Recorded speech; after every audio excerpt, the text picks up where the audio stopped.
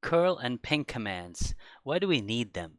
Well, those two commands are so useful when you are troubleshooting system network related issues. So if you are a system administrator and you get a call from someone and says, "Hey, Mike, this server is not reachable, or this machine is out or down, or I cannot ping this address, or I cannot reach this website." So what are the first few things that you need to do? Well, first thing and are that you try to communicate to that server yourself to see if you could reach it, right? So how are you going to communicate to it? So there are two very basic commands. One of them is curl, and the second one is ping. So you have this Google website that you go on Windows, you log in, you go to www.google.com, perfect.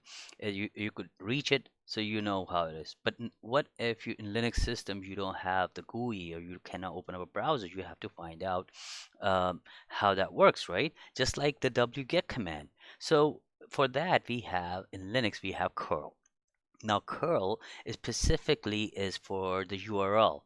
So as you could see, it's C and then URL. So you grab that URL and see whether you could get to that specific HTTP site. So you could ping the site. Let's say if you're pinging google.com, it will come back with the IP address. It will try to ping that IP address, and you will see, hey, the server is up. Okay, but if the server is up, what if the page is not up for that server? And the page is actually run by what? It's run by Apache, right? HTTPD. What if the server is up and page is down? Then you need this curl command, which is very handy command to find out if that page is up. And of course, the other one is the ping. Ping, you ping the server if you are server A and you want to see if the server B is up or not. You ping that server by its host name or by its IP address. So the example in Linux for curl is that you specify the HTTP and the entire URL, and it will bring you back the content of the page. Not exactly the way it looks when you open up a browser, but it will bring up all the HTML source code most likely or some other information. But when it brings it back, it means the page is up. Then you also have curl minus O, uppercase O option if you want to download a file. Remember, we could use wget command as well. Well, in some computers, if you don't have wget, you could use curl command to download a file to your Linux machine.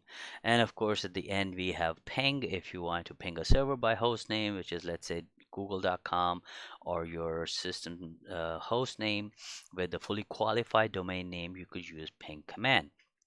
So we will try curl and ping one by one in our Linux machine.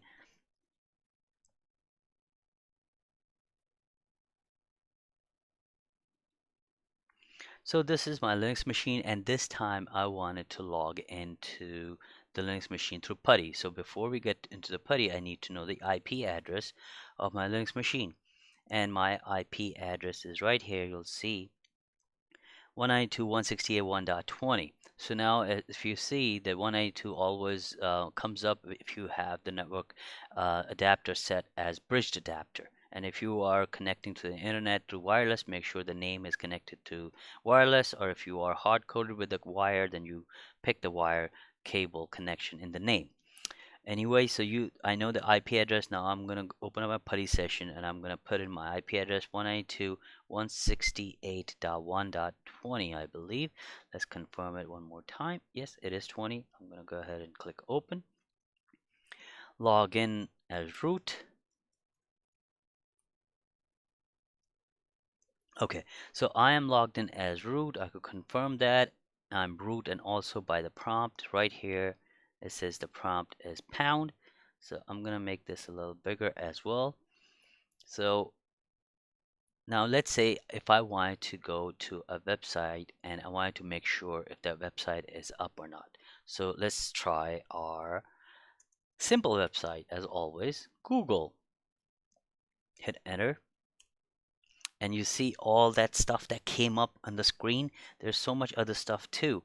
But you don't really need to worry about what that stuff is or how to decrypt that or how to understand the HTML to understand that. All you have to do if when you run the curl followed by the host name or the URL, and you get this entire page with HTML coding and stuff like that, then it means that your website is up. You could reach it. Good. So if you want to ping it, so you could do ping www.google.com. This will only ping the IP address of the Google. You see the IP address of the Google right here, 216.58.217.68. So it could change. So you could ping it by the host name, which is google.com, which is URL, or you could ping by the IP address. So let's say if I ping it by IP address 216.58.217.68. You'll see you getting a response back, and that is Google. You could always do NSLOOKUP on this to find out which website is that, and you will see this website belongs to these names, and these names translates to, which is the pointer record translates to Google. Anyway, what if you wanted to download a file from the internet using curl command? For that, you need to know the exact URL for the file that you're downloading. So I have on my browser, I have a page open which is download putty. So if you know, you could just go to, let's say, Google and type download putty. It will bring you to this page. Click on go to download, and you see right here, this is the .msi file which runs on Windows. We are not trying to download it on Unix or anywhere, but in Windows, then you could use this one. If you're trying to download on Linux, then you could use this one. Anyway, it doesn't really matter for this lesson because I'm just trying to explain to you how you could download it. So you could pick anyone. Let's say if I pick this one, right click on the link, and you see right here it says copy link address. Click on that. Once you copy it, you could verify the link by opening up your notepad, and then you could paste it here. You see, this is the entire link for that tar.gzip file. Now go back to your putty session, and now this time type curl dash uppercase O and right click, which will paste your copied link to your screen. Once you have that, go ahead and enter, and you'll see it's downloading it. It tells you the statistics of the download. Now, is it downloaded? Where is it downloaded? Well, it will download whichever directory you are in. You are in /root.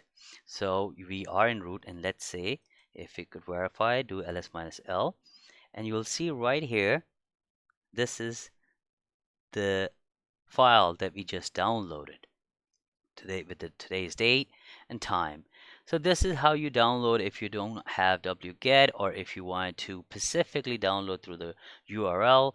These curl and ping commands are very useful.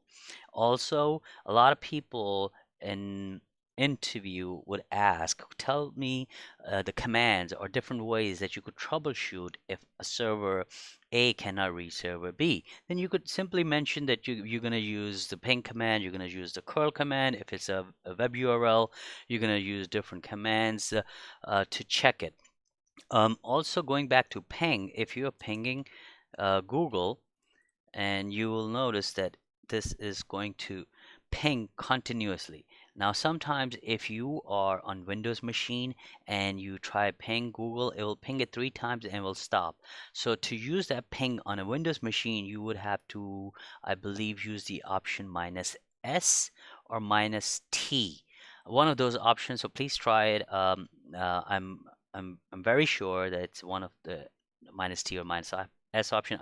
I'm sorry, I don't have the exact option remembered right now, but try those. So it will ping continuously, and you will see if the packets are dropped, or if how long is taking for the ping to go and ping and come back. So these are the two basic commands that I wanted to cover with you. Try them out and just play around with it. All right.